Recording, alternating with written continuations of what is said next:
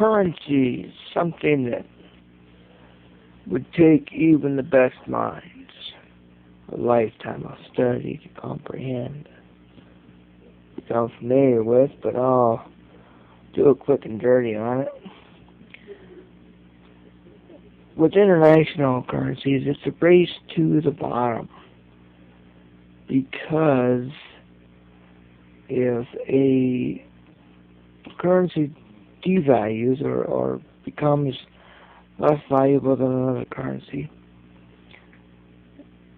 then it's, say the U.S.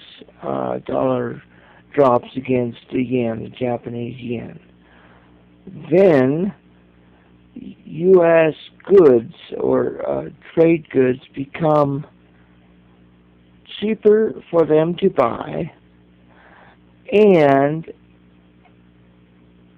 their goods become more expensive for us to buy.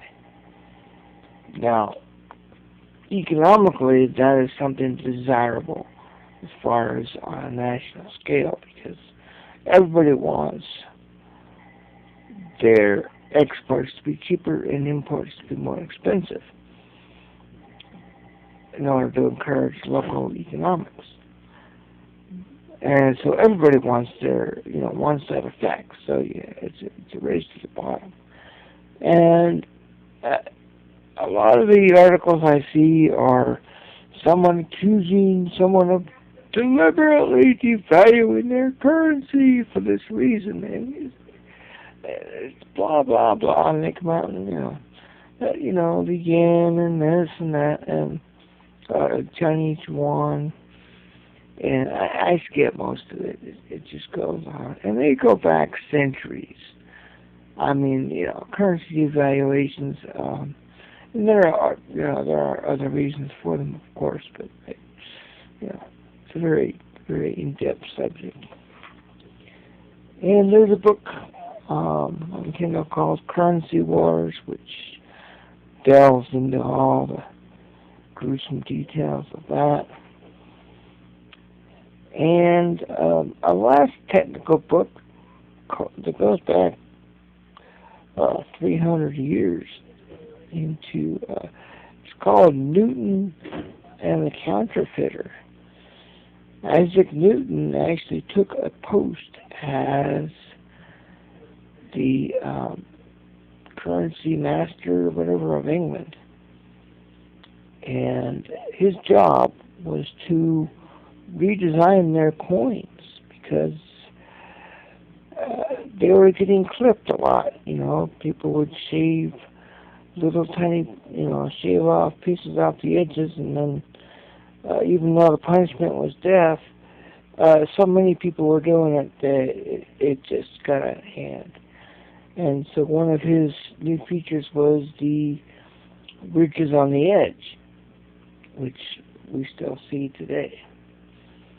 And a problem that he faced was arbitrage, which, for some weird reason, if people got coins, the coins were worth more melted down than they were worth at face value across, if they moved them across the river, some weird thing like that. So that has happened in the U.S. for a while. Pennies were worth more, and so on and so on. And for a brief time, and that is a common problem. And Newton makes it his mission because he believes that the king has divine power, or power given to him from God, and that the currency is the king. And he